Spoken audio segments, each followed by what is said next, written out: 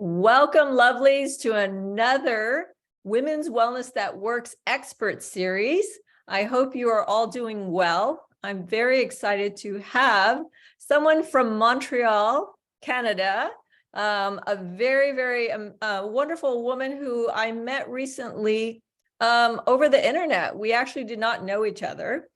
She is a teacher, a coach, a healer. She uses 8 different healing modalities to help people come to their wholeness. So I'd like to welcome Agatha Gomez. Thank you very much for being here at Women's Wellness That Works. Thank you, Wayne. I'm so happy to be here. I'm very proud that I had the opportunity to find you and to be here with you today, sharing my story.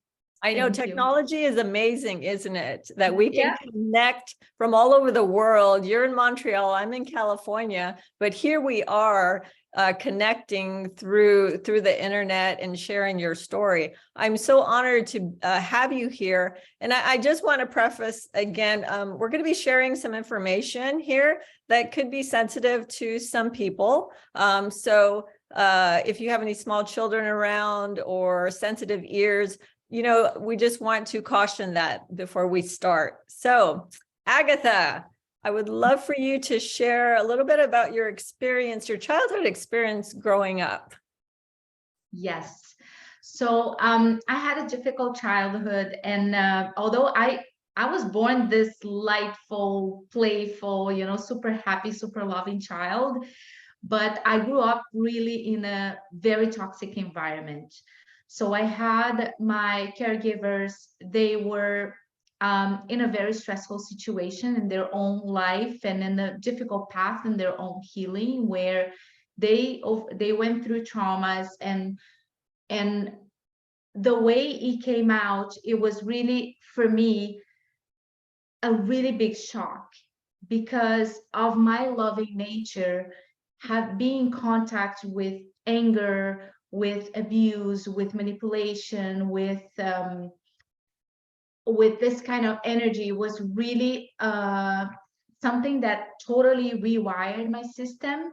And I say that because I did a long work to kind of reprogram everything that I thought about myself. So the way this situation came out, it was really, I had a long life depression. I attempted suicide 5 times in my life. And I had a really bad vision of myself, like very self-destructive, self-disrespecting, self-abusive, because of this interaction I had in my childhood, right? Because when you grow up in a toxic environment, that kind of become your home, and that's everything that you know, and your world becomes a threat, right? And yes. So you spoke about your home. So is this your primary caregivers that were that there was some sort of sexual abuse that had occurred with these particular people? Yes. So I had a sexual abuse from the age of 6 months to 4 years old. Wow. And it's funny because I didn't remember my whole life that this happened. I had a second episode that happened when I was 9 years old, which I was already kind of grown up, but it didn't actually traumatize me, the second episode. But I could never understand during long time in my life why I had so many challenges in relationships, mostly with men and mostly related to sex. And like, just so I can give you an idea, when I was a child, I have memories when I was 6 years old that I masturbated at that age. And I had sexual desires, and I knew how to have sex with that age. And I thought that was normal. Like, for a long time in my life, I thought that I was like, oh, abnormal. And when I grew up, it really became a reason for me to think that I was like, oh my God, I'm super sexual person because of that. But when I figured about the abuse, then everything makes sense. So let's talk about that a little bit, because you know, people are probably listening to this right now and thinking 6 months to 4 years, and then afterwards, right? At 6 months, obviously you're not aware of what is going on to you, but those feelings and those memories are still in your body, correct? But they did come out. And how did they come out? How did you figure out that these were the memories that you had been holding on since you were 6 months? What did you do? Well, I was doing a cellular healing, that's called Panchakarma. It's an Indian type of cellular healing treatment, and I did many of them because I had this depression. I always had these self-destructive thoughts. So I found a holistic, an Ayurvedic doctor, and she started treat me, and she saw that she said, no, you have a huge amount of trauma in your body. So we have to treat that. So I was overweight, I had 2 burnouts, I was always like having difficulties and different diseases in my body that I didn't understand, like infections. And then I started to do this healing. And in one of the sessions, I think it was like the 4th treatment I took, I had this memory where I was a child and I was being asked to perform sexual acts with an older person, like with a man in my family. And that really, and it's funny because I get out of the session, and then I start to cry because this person, for me, he was my biggest hero. Mhm. He was the person that I thought that I always had problems with my mom when I was a child. It was always challenging, my relationship with her. And I never understood why. And then when I figured that I had I thought this person was saving me from her. I thought this person was supporting me from her, from what she was doing with me. I thought she was the cruel one. Right. And at some point, when I remember this, everything turned around, and I saw that this was the biggest problem I had, and it was creating a challenge in my relationship with my mom. Right. So, and this person didn't stop calling me since the moment I got out of the session. Wow. That's so interesting. Your relationship with your mother, how was that growing up? Well, my mother, she had a very toxic relationship with my dad. And my dad, he had different patterns, and he used to he had addictions that were really influencing in their life. And every time she will have a fight with my dad, because she didn't know how to deal about that, I was the first person that was there. And I look exactly like my mother. Oh. So it was like she was looking at her, and she was angry at her, and it was coming out on me. So whatever I was doing, it will become a reason for me to pay for it. Mhm. And sometimes I was hit, and sometimes I was scream on. Sometimes I was always on the go. Like, she would look at me and she was like, you have to do something. Why are you doing this? Why you're not cleaning the house? Why you're not? And I didn't understand that this anger that she had at the time towards me was her anger because Right. of her situation. Exactly. So of course she took it out on the first person, and it's usually the people that you love the most that you're taking it out on. So I mean, I'm listening to this, and of course I've heard the story earlier. It's still unfathomable that anyone in your family, anyone who's close to you, that could do this. But obviously when hurt people hurt other people, it just continues, right? So let me ask you, what were the perception and feelings that you thought about yourself when this was happening growing up? Yeah, well, my feelings about myself were the worst ever, because I thought I was a monster. I thought I was someone that nobody could love. It's like your mother is the first loving relationship that you might have in your life. And if you imagine, and I'm a mother, when I had my kids, I can't forget so far the feeling of hearing their crying for the first time. I just loved it them in the moment that I knew that I was pregnant till now, right? And it doesn't matter what your child is gonna do, you love them anyways. And I could never understand, like, first, how bad I was for not being loved by my mom. Like, how could I change that? Yeah. Right? So the feeling about myself was like I wasn't lovable. I was something so horrifying that even my mom couldn't love me.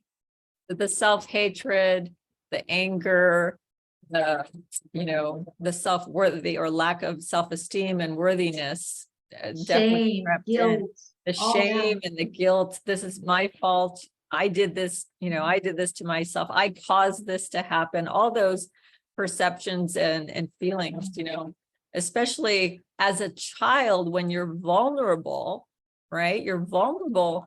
You believe anything because you want your parents to be happy. You feel like it's all your fault, as a child. And like now being a therapist, I can understand because a child, they have to survive. So it's a survival mechanism. You're going to find something that's going to help you to survive. And believing that it was my fault will help me to survive, because if I blame them at the time, I didn't have an option. I couldn't leave my home. They have to feed me, they have to raise me. So that was the only option for me to survive that situation, right? Exactly. So let's move forward because I know you've done so much work on yourself and this is years and years of abuse. So, I mean, how many years total do you think? 19 years 19 until I years. got married. So again, the consequences of what happened to you, what were some of the consequences because of this? Yeah, the consequences, they actually lasted almost 40 years, all my age, because even though I was free from that environment, I've learned how to do that with myself. So all the voices, all the things that they used to tell me, like, oh, you worth nothing, you do nothing wrong, you do nothing right. I was doing the self-loathing with me for more 20 years after I left, right? So that was the first consequence I had. There was such an ingrained behavior that I couldn't see how much I was hurting myself in a daily basis, right? How So did that it was the affect, first how thing. did it affect your relationships? Well, first thing, the abuse affected me to the point where my first relationship was with a person that was married. So all my other relationship with men were with men that were unavailable. They Mhm. were married, and I was always repeating the acts that that person made me perform when I was a child, because I remember when that person was asking me to perform this act, I used to cry as a child and say, no, I don't want it. I don't want to do it. And the person would say, if you love me, you're going to do it. Right. So my vision, every time I was getting with a man, I was straight to that, to the sexual relationship, because I will say, that's how love is created, Exactly. right? That was learned behavior It was a from learned your behavior. part. And obviously that transpired and transformed into your current relationship. And then also you did get married and you did have children, correct? Yeah, so it's funny because my first husband, he was such a loving person. And first, I never imagined that I could leave that place without going to another relationship.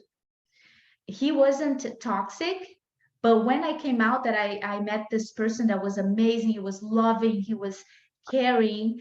Um, I chose him because he was safe to me, Mhm. right? I wasn't in love with him. Like, I didn't have this chemistry, crazy chemistry with him, but he was a safe place for me. Right. But I was so angry. I was so Mhm. angry. I used to have temper tantrums. I used to scream when I was, and I remember for him, this was a shock, because he was raised in a loving family with a lot of communication, and when I got in contact with him and his family, I realized how I was living in a totally different world, how wrong was the experience I had. So it became more Yeah. evident. But the counter side, although I had all this love, I wasn't able to receive it because I felt that I was so damaged beyond understanding. Did you think you felt unworthy to receive this love? Unworthy, Yeah. yes. Yeah. And So so I couldn't you receive couldn't from him. receive it. Yeah. No. Because you did not learn what love was. It was more conditional love. Is that correct? Yeah. Yes. And I felt undeserving. And at some point, I couldn't live with that anymore. I couldn't survive in that environment because that wasn't comfortable for me. Mhm. Right. And then I separated after 5 years. But the good thing is that he gave me an example of what love was. Yes. And like his mother, I remember she was almost a mother for me. I still speak with her so far. And she taught me how to love my kids. She taught me how to be a mother. She taught me how to take care of a house and, and be loving to a husband. She taught me like how to be a person, let's say, right? And I took this knowledge even when I got divorced, and I said, I have to do this. My kids, they cannot experience what I did. Right. But for me, it was totally like, it was like Hercules' job, because I wasn't like, that wasn't my nature. My nature was angry, was toxic, was screaming, right? And that's when my self work started, because I had to do it for my kids. Exactly. And you now have a motivation. You now have your kids to actually become a better person so that you do not, transfer any of the learned behavior to them. You wanted to break the cycle, basically, right? Because there was probably, in speaking to you earlier, there was a lot of generational abuse from different generations, right? So now moving forward, so what was the process of your healing? Because I'm sure you've done so much healing on yourself. Now, I know you said you had done an Ayurvedic practice, kind of like regression life therapy, where, she actually allowed you to kind of go back to the trauma, to relive it and then release it. What other things did you do to heal yourself? Because for 19 years, that's a long time of memories and traumas that are absorbed into your body and into your system. So what else did you do? Yeah. So the first thing, I had a burnout, and then I thought it was my job. It wasn't my job.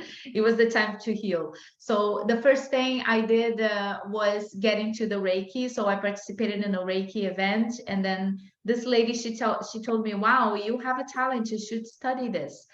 And I took a past life therapy a course, which in this exercise they show us, I came back to the moment where I chose my parents. So when I saw that I chose all these people that were hurting to me, I said, oh my God, how could I have done that? How could I ever choose like this path? Right. And that created the curiosity to say, something have happened. I have to figure this out. So I got into Reiki, and then I was led to yoga. So I did 2 certifications in yoga, and yoga understood how to release the trauma in my body, like how to move the energy around my body. The Reiki gave me the capacity to connect with my soul and understand the purposes of all these sufferings, because it's my question in life was like, is it possible that God is like, I believed in God my whole life, and I was like, is it possible that God is going to send someone here or a child to suffer this kind of thing? Why would God do this? Why would God allow this, right? And then I got into the Reiki, and then after the Reiki I met this person that is my Ayurvedic doctor. She's my teacher today, and I'm preparing myself to become an Ayurvedic doctor too. Yes. To treat people like her. And she heard my pulse, and she said, you have a huge amount of trauma in your body. Mm-hmm. And I was like, and I was burnout. She was the first person that told me, and I was like, she doesn't know, right? Yeah. And I came back 1 year later. I have to come out, and then I had a lot of bumps, and then I came back to her. to study Ayurveda. So I did, and by Ayurveda, studying Ayurveda, it's when I started release the physical trauma, because that was converted into weight into my body. So I was like 30 pounds more because I was holding into all this negative energy from my past. So in the moment that I changed my nutrition and then I started practicing yoga, I started practicing meditation, I started to see my patterns. And then I got into Theta Healing, which is a technique that do belief system reconstruction. So it's like I started to understand, how do I see sex? How do I see relationships, right? What is the partner that I think is ideal? And then when I started to see all these concepts, I saw that they were distorted by the trauma that I've been through. Yes. So Yes. little by little, every day, I started observing myself. For 5 years. I did intense healing, and I was working only on myself. And I was healing others. And the funny thing is, when I had, let's suppose I did a healing on myself with Theta Healing or a Reiki, and then next week, I was getting a client with the same problem. So you were attracting the same energy that you were releasing, and they're coming to you for healing now. So isn't that interesting how the universe works that way? You know, and that is so true, because in my experience with healing as well, with all the surgeries that I've had and near-death experiences, people that were sick were coming to me in the same capacity. So you have like 8 different healing modalities and certifications that you've done throughout the last 10, 12 years, maybe 5 years. 5 years. So out of all of that, you use a lot of those healing modalities on yourself. Is that correct? Every day. You still continue. So yes, tell our audience, what do you do for yourself besides those healing modalities? What else do you do for your self-care, for your healing, for your process? What else do you do on a daily basis? Yeah, so daily basis, I wake up at 5 in the morning and I do my meditations. I use Kundalini meditations, which is with mantras. There is a lot of people that cannot meditate. My mind was always agitated because nervous system was totally impaired by the trauma. So you have anxiety, so you can't connect, you can't stop your mind. You have to be in the move all the time. So Kundalini meditations are meditations that you sing a mantra and then you move, like you clap during the meditation or you do movement. So it helps people that have this kind of problem. Yeah. So I start doing, and it's therapeutic. It is therapeutic. It's therapeutic because there is a meditation for everything. If you have an addiction, there is a type of meditation for that. So that was my passion. I do this every day. So I get up, I do my meditations, I do yoga. Sometimes I do hatha yoga, sometimes Kundalini yoga. And that's how I start my day. My nutrition on top, I do not eat meat anymore because I realized that my body doesn't process it well. I eat, sometimes I eat chicken, sometimes I eat whatever my body asks, whatever I'm going through. I learned how to observe myself. So if I tell you the biggest work that I do every day is to listen to my body, connect with my body and say, oh, I have this heaviness in my chest today. You know, I'm going to do a breathing. So I do a lot of pranayama and alternate nostril breathing. Yeah. Which cleans all the channels and it gives your mind clear focus. You get sharp in your mind so you can see what's happening around. Yes. Because you can't heal if you don't know that there is a problem. And I always say, in order to heal your mind and body, you have to be in a state of healing. You have to be in that state of healing. So continuing that state of healing, that's the only way you heal, is you have to be in that state of healing. You have continued this for the last 5 years or more, but not only that, you are now sharing and teaching other people. So why did you want to share your story? Because I know this is going to resonate with millions and millions and millions of people who have had some sort of pedophile or sexual abuse in their lives. So why did you want to share your story? Yes, so I want to share my story because I want to tell these people that they can heal. They can have a healthy relationship. Now I met an honorable man in my life, a person that I can share all that I am and without judgment, with in being supported and being respected in whatever I want to do in this relationship. So there is hope, and there is the universe is always working to take us there. We just have to give it a chance. We just have to listen to this, this numbing feeling that says, go there, search for help. But our mind always says, oh, it's ridiculous. I'm not going to therapy. I'm not taking antidepressants. I took antidepressants at some point and I cried because I was totally holistic and healthy. And I was like, no, I'm not going to put meds in my body. But for 6 months, those meds, they helped me to survive because I had everyday suicidal thoughts to the point that I said, man, I have to put myself in a bed and keep myself there so I won't suicide, right? So at some point, I allowed myself to go through the shame of asking for help, because the problem is people that have trauma, they think they're like that for life, and it's not. So that's what I tell my clients today when I'm doing my massages, that I put my hands in their body. I read the trauma, I see what's happening with them, and I tell them, look, I was like you. Look at where I am now. And they look at me and they say, oh, you were like, sometimes I had almost 250 pounds at one point. Wow, really? Really? That's And I can show you unbelievable. a picture. See, I look like my mother, let's say. Everybody says that when I was 20, I looked like I was 50. But when I see them and they say, but I'm having this problem, I say, you can surpass it. You can change it. You have to take baby steps. It's a daily effort. It is hard. Some days you're gonna cry. I remember putting my forehead in my yoga mat and saying, I don't want to do this anymore, God, please. I'm tired. I don't want to try. I don't want to get up and do 350 things so I can be like a normal person and just live, right? But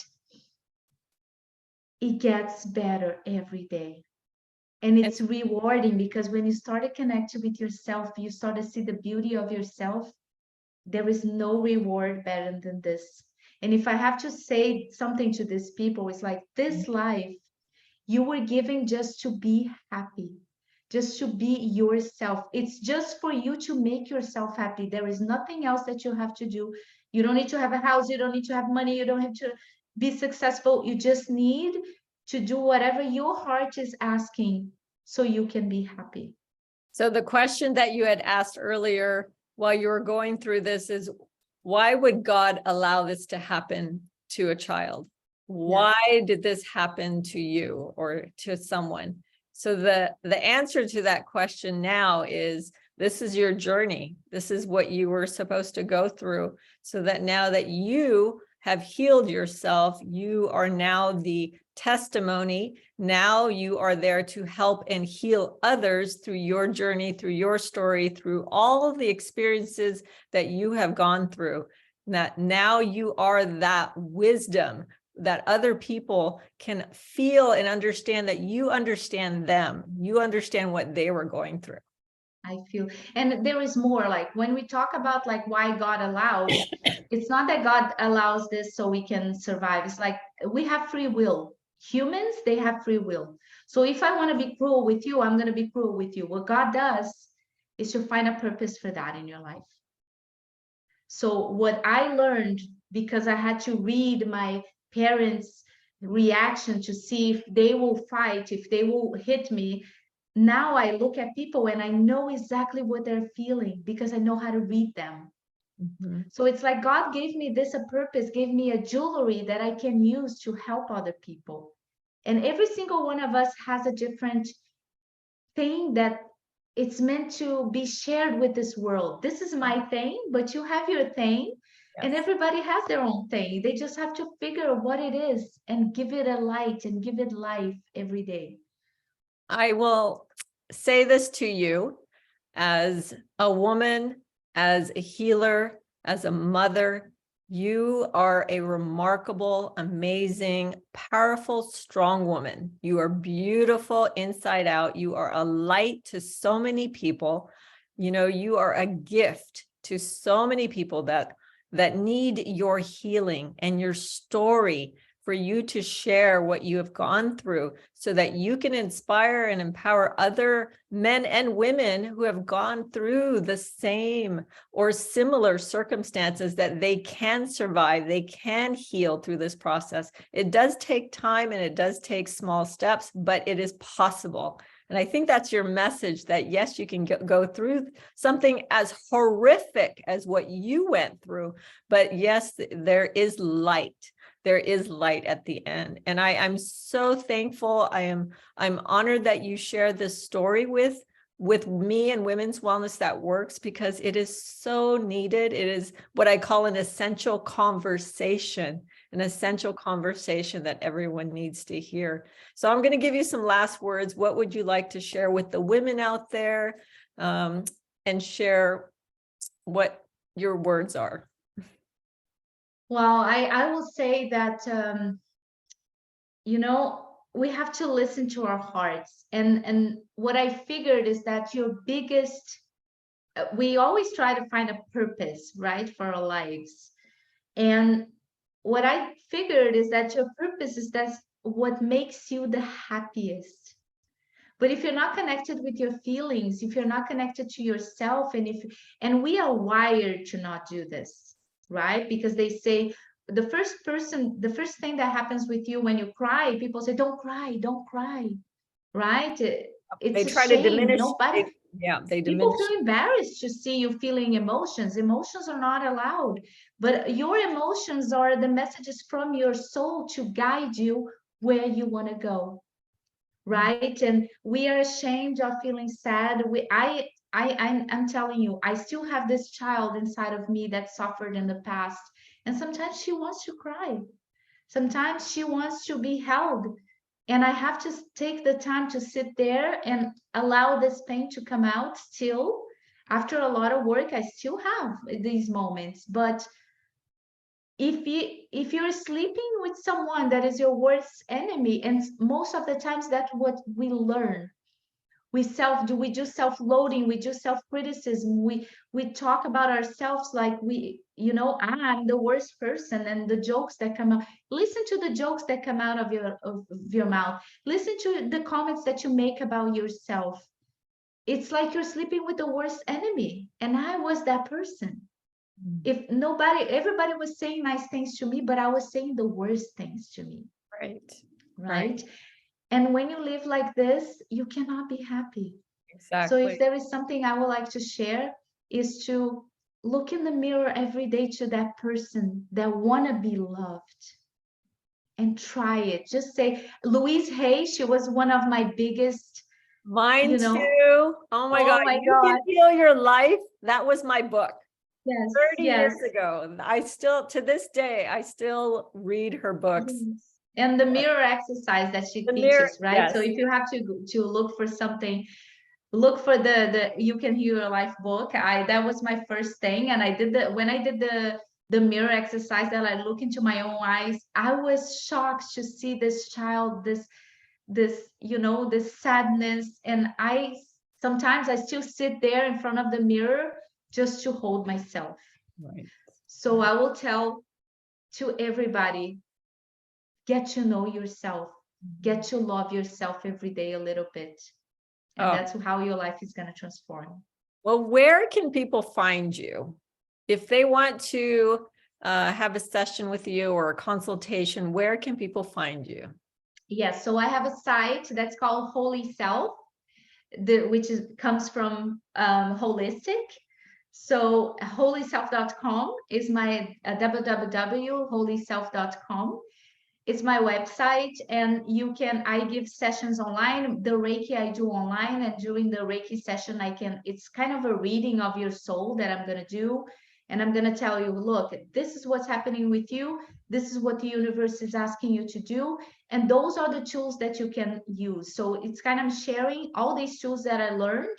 I'm going to provide you ways, like a quick path for you to reach the place where you want to reach to remove those blockages in your life today. So there you can see all the therapies and you can see whatever And are you're you on interested social in. media? You're on Instagram, you're on Instagram, I do have Facebook? an Instagram page, Facebook, Yes. and in the internet. Okay, great. Well, we will put all of that information on the video on this interview.